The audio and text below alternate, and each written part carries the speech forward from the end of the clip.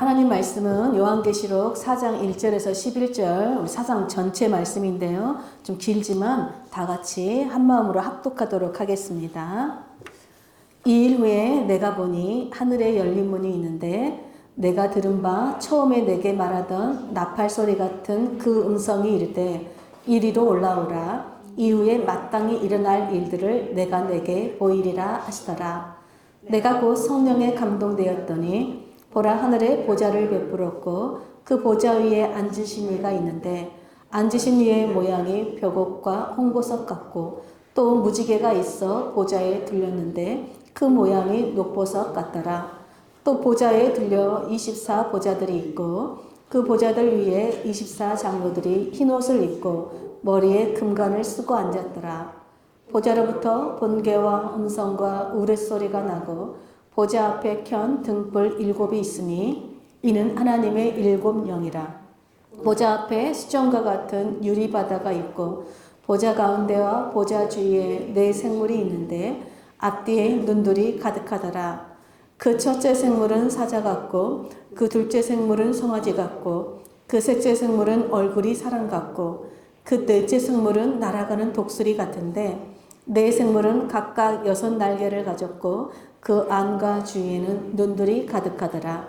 그들이 밤낮 쉬지 않고 이르기를 거룩하다 거룩하다 거룩하다 주 하나님 곧 전능하신 이여 전에도 계셨고 이제도 계시고 장차 오실 이시라 하고 그 생물들이 보좌에 앉으사 세세토록 살아계시는 이에게 영광과 존귀와 감사를 돌릴 때에 24 장로들이 보좌에 앉으신 이 앞에 엎드려 세세토록 살아계시는 이에게 경배하고 자기의 관을 보좌 앞에 드리며 이르되 우리 주 하나님이여 영광과 존귀와 권능을 받으시는 것이 합당하오니 주께서 만물을 지으신지라 만물이 주의 뜻대로 있었고 또 지으심을 받았나이다 하더라. 아멘. 오늘은 성령의 감동을 따라 살라는 제목으로 또 성구영신 예배를 드리도록 하겠습니다. 여러분 드디어 우리가 2024년 끝자락에 와 있습니다. 그리고 2025년 새해가 바로 이제 우리 눈앞에 기다리고 있습니다. 올 한 해도 신실하신 사랑으로 우리를 인도해 주신 그 하나님께서 새해에도 그 한결같은 사랑으로 우리와 함께 하실 줄 믿습니다. 여러분 주님께서 신실한 사랑으로 우리와 함께 하신다는 것을 여러분 무엇으로 우리가 알고 확증할 수 있을까요? 바로 그것이 성령의 감동을 따라 우리가 살고 있는가라고 알 수 있어요. 언젠가 우리 강숙정 집사님께서 나눔 시간에 이런 말을 해준 적이 있어요. 제가 이번 주에 여호수아 통독을 하다가 라합 이야기가 너무 이해가 되지 않았어요. 그래서 이번 주일에 제가 목사님한테 한번 여쭤봐야겠다라고 생각했는데 글쎄 그 주일에 오늘 말씀이 라합의 믿음에 대한 이야기였어요. 그래서 제가 너무 신기했고 궁금증이 다 풀렸습니다 라고 나눈 적이 있어요. 또 우리 허성희 집사님이 얼마 전에 한 주간 내내 부흥 찬양이 계속 생각나서 흥얼거리고 불렀는데 신기하게도 목요 기도 모임에 왔더니 목사님께서 그 부흥 찬양을 준비하신 걸 보고 제가 너무 놀랬다고 고백한 적이 있죠. 또 제가 1년에 한두 번은 여러 번 있지는 않지만 설교 말씀을 다 마무리했는데 갑자기 제 안에 성령님께서 이 말씀은 다음에 하고 이번 주는 다른 말씀을 전해라 라는 감동을 주실 때가 있습니다. 그때는 정말 대략 난감하기도 하지만 그래도 성령께서 이런 마음을 주실 때는 성령님의 뜻이 있음을 믿고 제가 순종합니다. 그런데 그렇게 순종했을 때 우리 최충 집사님이 이렇게 고백하더라고요. 목사님, 이번 주 우리 부부가 서로 말다툼해서 좀 힘들었는데 어떻게 알고 오늘 말씀이 말에 대한 말씀이었다고. 제가 듣고 많이 회개했습니다 라고 고백했어요. 여러분 저는 여러분들이 그런 고백을 할 때마다 정말 감사합니다. 왜 감사할까요? 그것이 바로 성령께서 우리에게 동일한 감동을 주시고 우리와 함께 하신다는 정말 확증이기 때문에 그렇습니다. 그런 의미에서 여러분 나눔이라는 시간은 우리 가운데 함께 계시는 그 성령님의 감동을 함께 눈으로 보고 함께 귀로 듣고 그 성령님을 함께 공유할 수 있는 놀라운 은혜의 시간이에요. 그래서 성령님은 우리에게 감동을 주시는 분이신데 무엇으로 감동을 주실까요? 바로 말씀으로 감동을 주시고 말씀으로 확증해 주시는 분이세요. 그러므로 여러분 우리가 말씀을 떠나서는 우리는 성령의 감동을 따라 살 수 없습니다. 여러분 신구약의 모든 성경에 기록된 하나님의 사람들, 믿음의 사람들을 보면요, 한결같이 성령의 감동을 따라 산 사람들이었어요. 또 창세기부터 요한계시록까지 기록된 성경 전체의 모든 것은 성령의 감동으로 된 하나님의 역사입니다. 디모데후서 3장을 보면요, 모든 성경은 하나님의 감동으로 된 것으로 교훈과 책망과 바르게 함과 의롭 교육하기에 유익하니 이는 하나님의 사람으로 온전하게 하며 모든 선한 일을 행할 능력을 갖추게 하려 합니다 라고 기록하고 있어요. 여러분 모든 성경은 성령의 감동으로 된 것이래요. 즉 성령의 감동을 받은 사람이 기록했는데 사람의 말이 아니라 하나님의 말씀이라는 것입니다. 그러므로 여러분 성령의 감동을 따라 사는 삶은 다른 것이 아니에요. 바로 성령으로 감동으로 기록된 말씀을 따라 사는 것이 여러분 성령의 감동을 따라 사는 삶인 것입니다. 요한계시록은 성경 66권 중에 가장 마지막 권이죠. 사도 요한이 반모섬이라는 곳에 여러분 유배되었어요. 갇혀 있을 때 하나님께서 환상을 보여주시고 또 음성을 들려주셔서 그 환상과 계시를 기록한 책입니다. 여러분 사도 요한이 반모섬에 갇혀 있을 때는요, 시대적 배경이 어떤 때였냐면 교회적으로는 가장 암울한 때였고 또 사도 요한 역시 죽음을 앞두고 있는 가장 절망적인 때였습니다. 이 시대는 요한계시록을 쓴 시대는 바로 로마의 그 황제인 도미티안이라는 황제가 다스리던 때예요. 여러분 도미티안은요 로마의 모든 도시마다 여러분 로마 신들을 위한 신전들을 세웠어요. 그리고 자신의 칭호를 시저로 부르지 말라 그랬어요. 로마 신들은 여러분 다 시저라고 불렀어요. 시저가 뭐냐면 황제라고 불렀는데요. 이 도미티안은 자신을 시저라고 부르지 말고 도미노스의 데오스라고 부르겠어요. 이 뜻이 무슨 뜻이냐면 나의 주, 나의 하나님이여 라는 뜻이에요. 그러니까 만약에 신하 중에 누가 와서 도미티안을 바라보고 시저라고 부른 순간 그 사람은 목을 제일 쳤어요. 어떻게 돼요? 이제 도미티안을 보면 도미노스의 데오스, 나의 주, 나의 하나님이여 라고 이렇게 엎드려서 절을 해야 됐습니다. 로마 황제들은 다 죽은 후에 신이 되었어요. 그런데 이 도미티안만은 자신이 살아있을 때 나의 주 나의 하나님으로 부르게 함으로써 자신을 신격화시켰고 로마의 모든 사람들은 황제를 신으로 숭배하기 시작했지요. 근데 여러분 도미티안을 나의 주 나의 하나님으로 부르는 것을 거부한 사람들이 있었어요. 누구였을까요? 그리스도인들이죠. 여러분 그리스도인들은 오직 십자가에서 내 죄를 위해 죽으신 예수님만을 나의 주 나의 하나님으로 믿고 따르는 사람들이에요. 그래서 이 도미티안은 로마의 어떤 기근이나 어떤 재앙이 있을 때마다 이건 다 그리스도인들 때문이다. 이 그리스도인들이 나의 주 나의 하나님으로 섬기지 않기 때문에 이 로마 신들이 화가 나서 이 땅에 재앙을 내리는 것이다 라고 하면서 그리스도인들을 박해하고 그리스도인들을 잡아 죽이기 시작했어요. 이것이 그 유명한 역사적으로 도미티안 박해예요. 우리 여러분들 중에도 아마 많은 영상 보셨을 거예요. 로마의 원형 경기장에서 사자들에게 여러분 물을 뜯기는 장면을 보신 적 있죠. 이게 다 이 도미티안 박해 때 많은 그리스도인들이 죽은 현장이에요. 그래서 여러분 이 도미티안 박해로 인해서 많은 그리스도인들이 이제 예수님을 믿는 믿음에 떠나요. 배교하기 시작합니다. 그리고 교회 지도자인 지금 사도 요한은 숭배를 거부하니까 반모섬에 유배시켰어요. 여러분 교회 지도자가 없으니까 어떻게 됐겠어요? 성도들은 뿔뿔이 흩어졌고요. 이로 인해 또 성도들은 카타콤이라는 굴에 들어가 숨어 있었고 이 땅의 교회는 거의 사라질 절체절명의 위기에 놓이게 되었습니다. 이런 박해로 인해서 교회의 모든 소망이 사라진 것 같은 때에 주님께서 이 반모섬에 갇혀있는 사도 요한을 찾아오신 것이에요. 여러분 요한계시록은 여러분 막 무서운 무시무시한 책이 아니에요. 또 막 비밀고 신비로 감추어진 그런 책이 아니라 지금 박해받고 있는 교회와 그리스도인들에게 주시는 주님이 찾아오셔서 주시는 소망의 말씀으로 가득한 책이 바로 요한계시록입니다. 그래서 요한계시록 1장 1절을 보면 예수 그리스도의 계시다. 2절에 보면 하나님의 말씀과 예수 그리스도의 증거다. 3절은 예언의 말씀이다 라고 표현하고 있어요.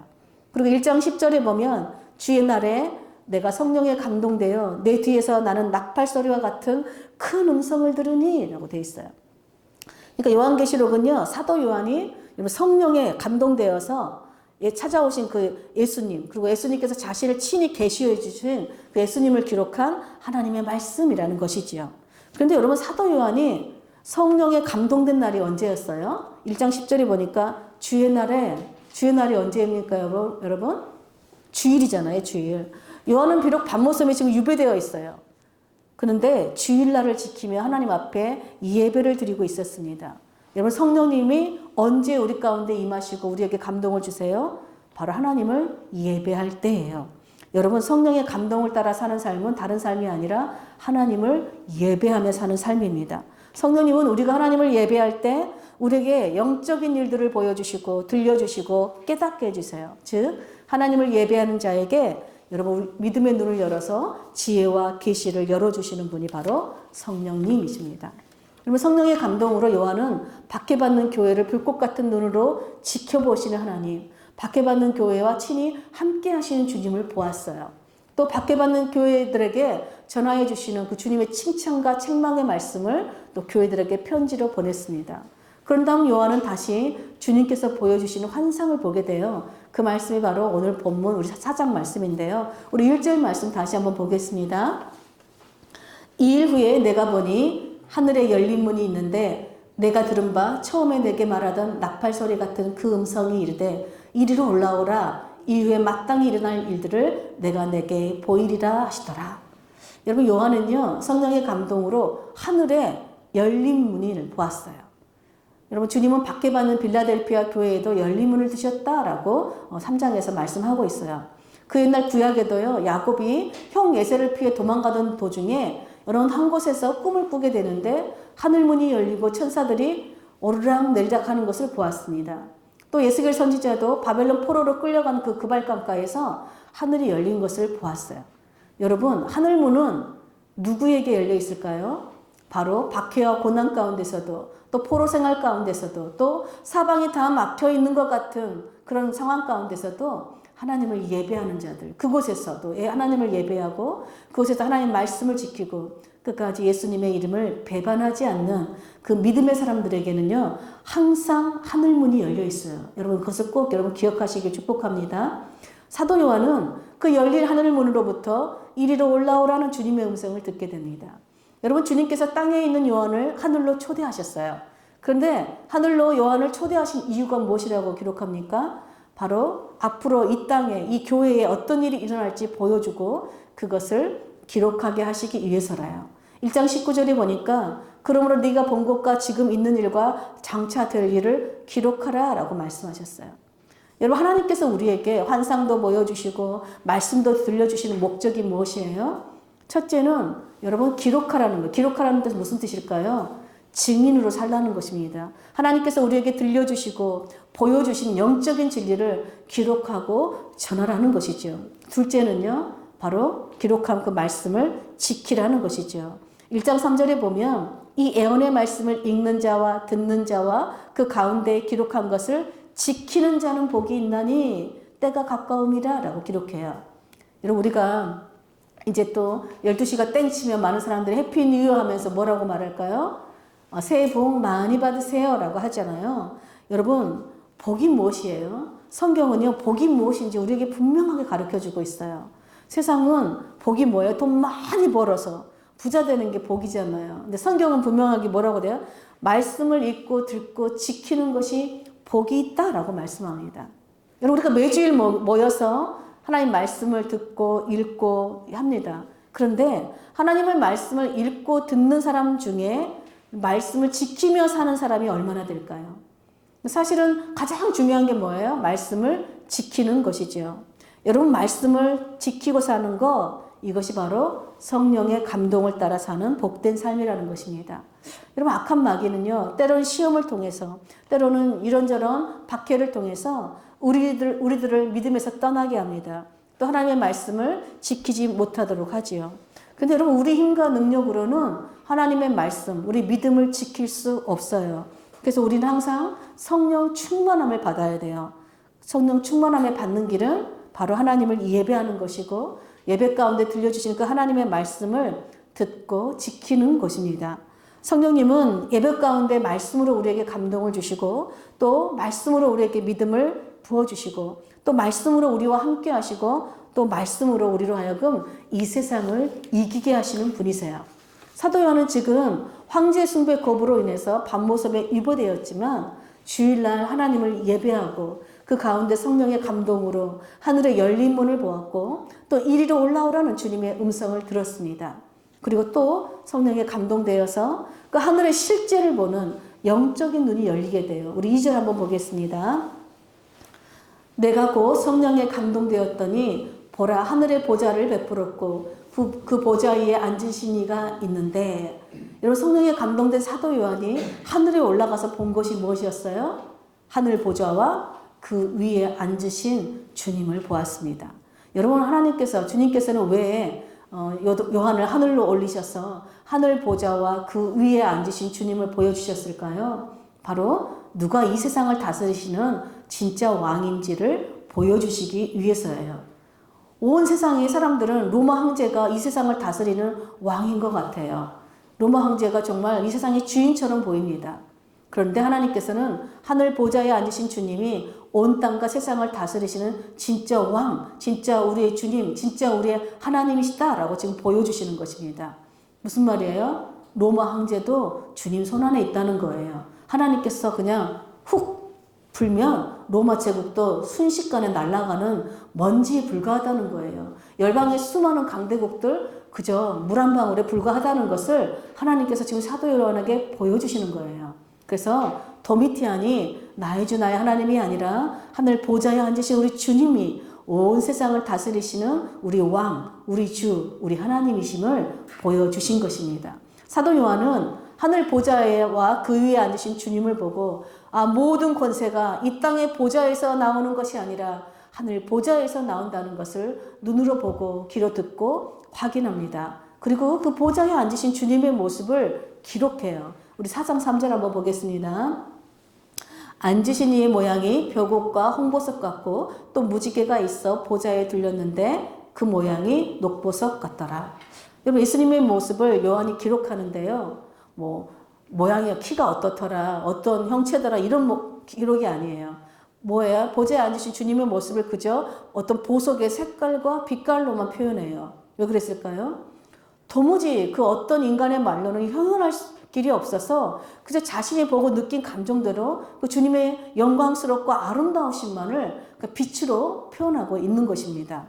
이어서 요한이 본 것이 있어요. 우리 4장 4절 다시 한번 4장 4절 보겠습니다. 또 보좌에 들려 24보좌들이 있고 그 보좌들 위에 24장로들이 흰옷을 입고 머리에 금관을 쓰고 앉았더라. 요한이 그 영광스럽고 아름다우신 하나님의 보좌를 보았고 그리고 그 보좌를 둘러싼 24개의 보좌를 보았어요. 근데 그 보좌에는 흰옷을 입고 머리에 금관을 쓴 24명의 장로들이 이렇게 앉아 있는 것을 보았습니다.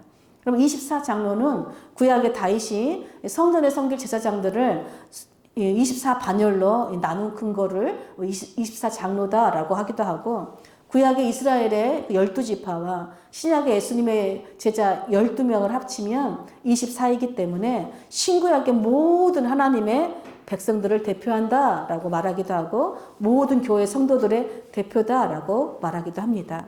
요한은 그 하늘 보좌로부터 또 소리를 듣고 어떤 불빛을 보게 됩니다. 우리 5절도 보겠습니다. 보좌로부터 번개와 음성과 우레소리가 나고 보좌 앞에 켠 등불 7이 있으니 이는 하나님의 7영이라. 이런 번개와 음성과 우레소리는요, 구약에서 계속해서 하나님이 현현, 즉 하나님이 나타나실 때마다 백성들 가운데 임하실 때마다 표현하는 어떤 표현이에요. 근데 하나님께서 여러분 우리에게 임하시고 나타나실 때는 두 가지 목적이 있어요. 첫째는 뭘까요? 우리를 구원하시기 위해서 나타나시죠. 하나님은 신殿산에서 십계명을 주실 때 우레와 번개와 나팔 소리와 산의 연기 가운데 나타나셨다라고 기록해요. 즉 이스라엘 백성들 가운데 나는 너희를 구원의 하나님이다 라고 나타나신 것이죠. 근데 하나님께서 나타나심의 두 번째 목적은 뭐냐면 여러분 심판이에요. 여러분 마지막 날에 하나님은 모든 사람을 반드시 심판하십니다. 심판하시러 오세요.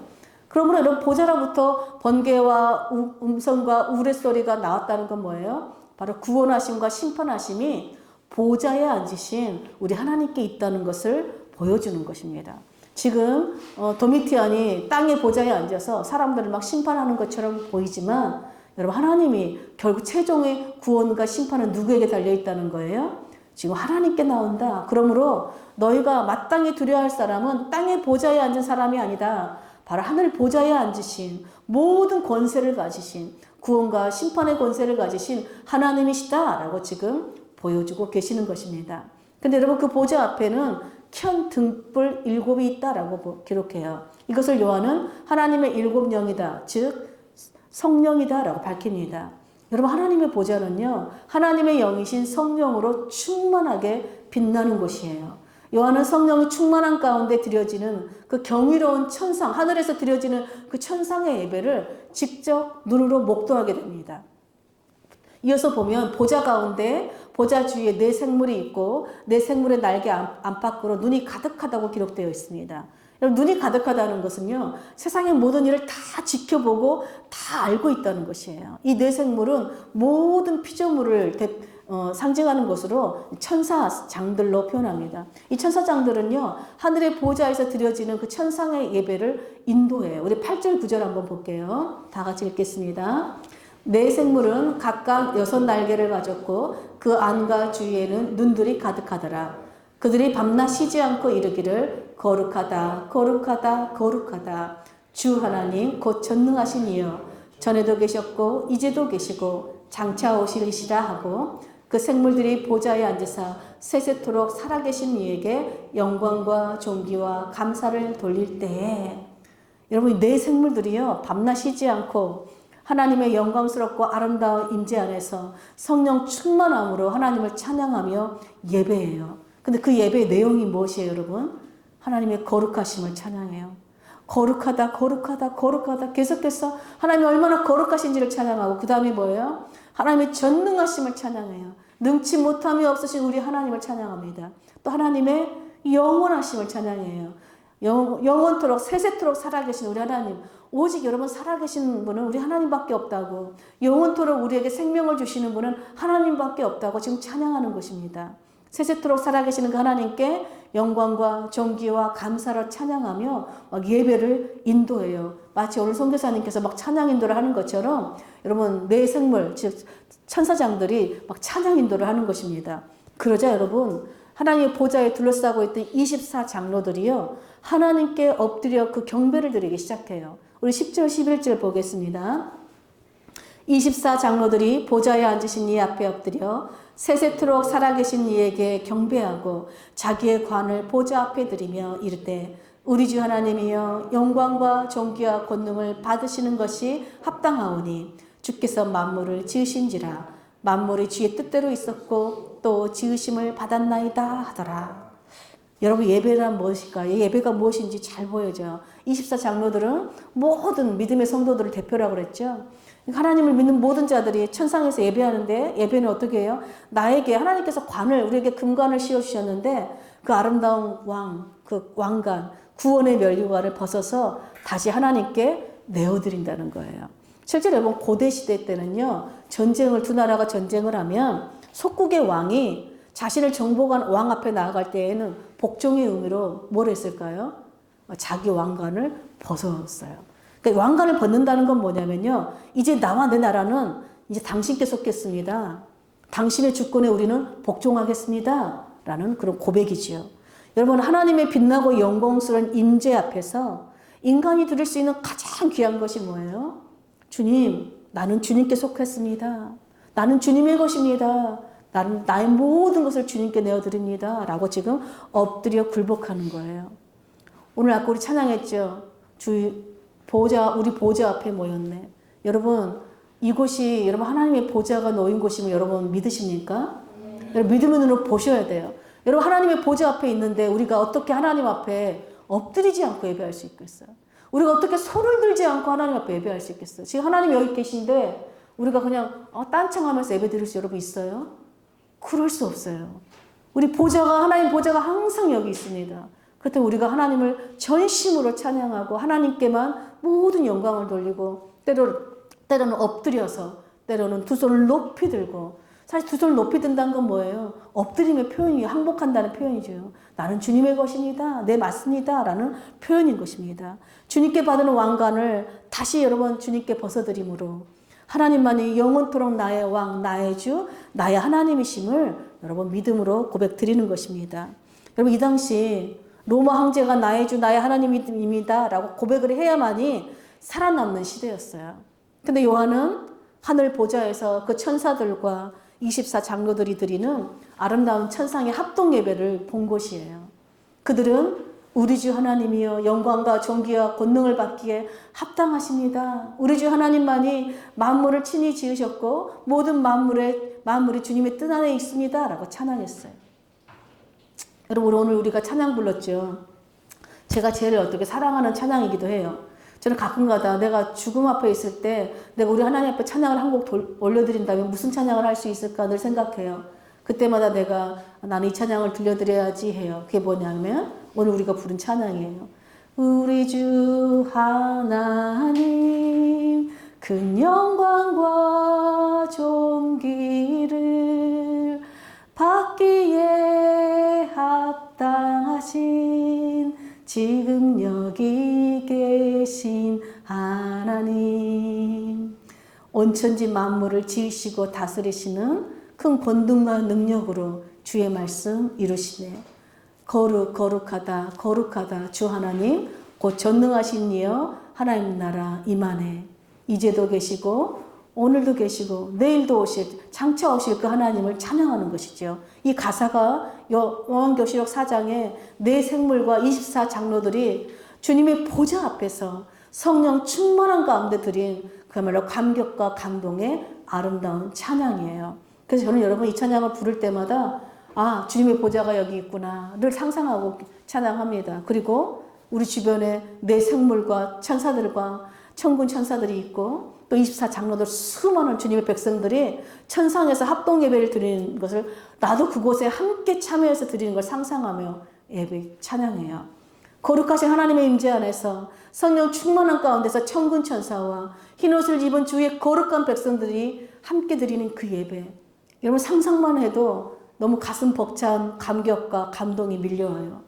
여러분도 그렇습니까? 정말 새해 우리 늘기쁨 교회 예배가 바로 이런 성령 충만한 예배가 되기를 간절히 소망합니다.